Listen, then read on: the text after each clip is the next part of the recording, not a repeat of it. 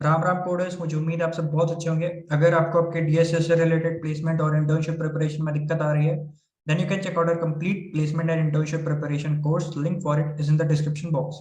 Well, आज का दूसरा सवाल बहुत ही आसान सवाल है।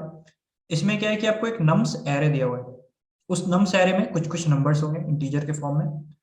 उस इंटीजर जो होंगे उसमें कुछ कुछ डिजिट से मिलकर वो इंटीजर बना होगा। वो डिजिट जो दिखते हैं वो है नहीं। ठीक है, यहाँ पर जैसे आपको 9 दिख रहा है तो इस 9 का वैल्यू 9 नहीं है। इसके कोरस्पॉन्डिंग इसमें जो मैप में वैल्यू स्टोर्ड है ना, वो है वो नंबर, वो डिजिट। ठीक है, जैसे कि एक बार मैं एग्जांपल से आपको बताऊंगा तो अच्छे से क्लियर होगा। वैसे तो आप क्वेश्चन पढ़ के ही आए होंगे। जैसे कि यहाँ पर 9 है तो 9 के कोरस्पॉन्डिंग इसमें जो मैपिंग है ना, वो डिजिट है 9। तो यहाँ पर 9 के कोरस्पॉन्डिंग कौन सा मैपिंग है? 6। अगेन आप यहाँ पर जाओगे तो इस 9 के कोरस्पॉन्डिंग क्या मैपिंग है? 6। अगेन आप 1 के कोरस्पॉन्डिंग देखोगे कौन सा मैपिंग है? 9। ठीक है, फिर अगेन आप आगे बढ़ो, ये 3 के कोरस्पॉन्डिंग कौन सा मैपिंग है? 0। और अगेन 3 है तो इसके कोरस्पॉन्डिंग भी 0। और 8 के कोरस्पॉन्डिंग क्या है मैपिंग में? 7। यहाँ पर आप देख सकते हो, और 3 के कोरस्पॉन्डिंग क्या मैपिंग है? 0। 8 के कोरस्पॉन्डिंग मैपिंग है 7। ठीक है, तो ये इसका काइंड ऑफ दिखाने वाला वैल्यू है और ये इसका एक्चुअल वैल्यू है। तो ये जो एक्चुअल वैल्यू इसका निकल के आ रहा है उसके हिसाब से आपको इस एरे को सॉर्ट करना है। ठीक है, और जैसे कि आप यहाँ पर देख सकते हो कि इसका भी वैल्यू 7 है, इसका भी जो एक्चुअल वैल्यू है उसका भी वैल्यू 7 है, और इसका भी एक्चुअल वैल्यू 7 है। तो अगर कोई ऐसा केस होता है कि दो का वैल्यू सेम हो रहा है तो उसमें एक्चुअल एरे में जो पहले आया था उसको आपको सॉर्टेड एरे में भी पहले रखना है। बस इतना सा बात है, और बस इतना सही बात है। तो ये जितना आसान दिख रहा है उतना ही आसान कोड है, क्वेश्चन है। और बस इसका इम्प्लीमेंटेशन में हो सकता है कि आपसे थोड़ा एज केस छूट जाए। जैसे कि अगर आप इसको कन्वर्ट करो, हो सकता है कि ये इंटीजर ओवरफ्लो दे दे। हो सकता है आप उसमें स्ट्रिंग से कन्वर्ट करो तो एसटीवाई उस पर काम नहीं करे, क्योंकि वो स्ट्रिंग सॉरी वो इंटीजर से ज्यादा आगे भाग जा रहा है।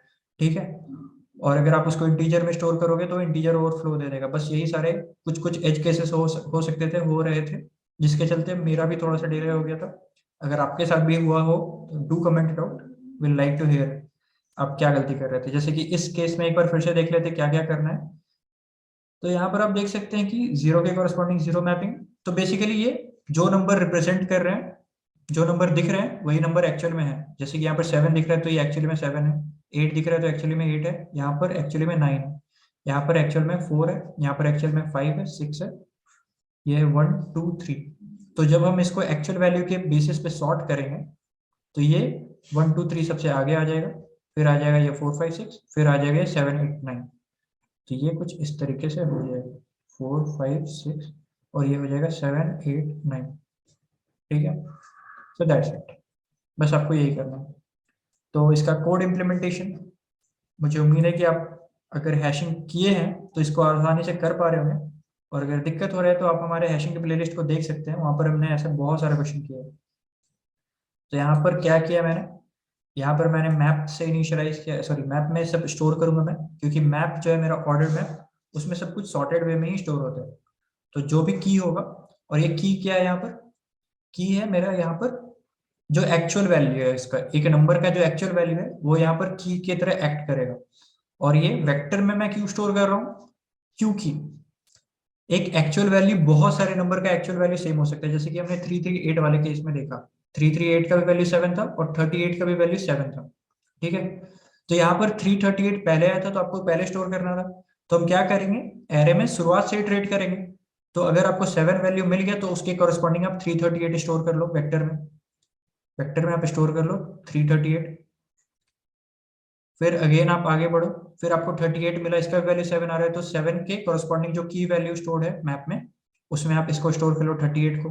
ठीक है, तो इसी तरीके से काम चलते जाएगा। तो यहाँ पर इससे मैंने वेक्टर बना लिया, क्योंकि हो सकता है मुझे बहुत सारे नंबर मिलेंगे, और इसमें आप इंश्योर्ड रह सकते हो कि आपको जो भी नंबर मिलेगा वो इंटीजर के फॉर्म में ही मिलेगा। ठीक है, तो you can be sure about that. अब फिर मैंने क्या किया है, मैंने बस नम्स एरे पे इटरेट किया है और हर एक नंबर को उसके एक्चुअल वैल्यू में कन्वर्ट किया है, और उसके एक्चुअल वैल्यू को मैंने मैप में स्टोर किया है। बस ये इतना से इतना जो कोड है बस उसी का इम्प्लीमेंटेशन है। तो मैंने क्या किया, सबसे पहले जो नम्स ऑफ आई है उसको मैंने मैप में स्टोर कर लिया, सॉरी एक्स में स्टोर कर लिया।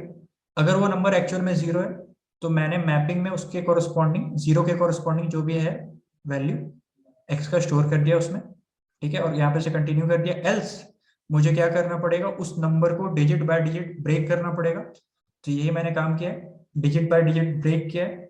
जैसे कि 783, तो यहाँ पर सबसे पहले मॉड्यूलो 10, मतलब ये सब तो आपको आता ही होगा। मॉड्यूलो 10 सबसे पहले 3 टूटेगा और ये हो जाएगा बाई 10 में 78।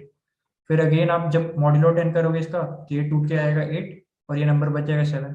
अगेन जब इसका मॉड्यूलो 10 करोगे तो ये नंबर निकल के आएगा 7 और ये हो जाएगा टूट के 0। ठीक है, तो ये आपका स्टोर हो जाएगा टेम्प वाले वैल्यू में, वेक्टर में।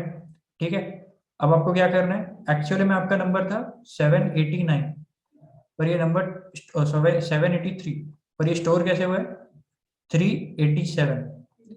तो आपका नंबर एक्चुअली में जो था वो डिजिट बाय डिजिट उल्टा होकर स्टोर हुआ है। तो या तो आप इस वेक्टर को आप उल्टा कर सकते हैं टेम्प को, या फिर आप उल्टा इटरेट कर सकते हो, रिवर्स कर सकते हो, या फिर उल्टा इटरेट कर सकते हो। मैंने उल्टा इटरेट किया और फिर उस नंबर को मैंने कन्वर्ट कर दिया उसके कॉरस्पॉन्डिंग जो एक्चुअल नंबर है। यहाँ पर आप एक चीज ध्यान देना, यहाँ पर मैंने लॉन्ग लॉन्ग इस्तेमाल किया है क्योंकि इंटीजर ओवरफ्लो हो रहा था, मेरा हुआ था और उससे आंसर गलत आया था। तो बस यहाँ पर से मैंने उसको कन्वर्ट किया है नम्स इंटू 10, राइट, प्लस उसके कॉरस्पॉन्डिंग जो मैपिंग में जो वैल्यू स्टोर्ड है उसको मैंने स्टोर किया है, और फिर मैप में इस की के कॉरस्पॉन्डिंग मैंने इस नम्स ऑफ आई को स्टोर कर दिया है। फिर मैं क्या करूंगा, मैं स्टोर किए हुए मैप के सभी वैल्यू पे की पे जाऊंगा और उसके कॉरस्पॉन्डिंग हर एक की के कॉरस्पॉन्डिंग क्या क्या वैल्यू है उसको मैं पुश कर लूंगा अपने वेक्टर में, पुश बैक कर लूंगा।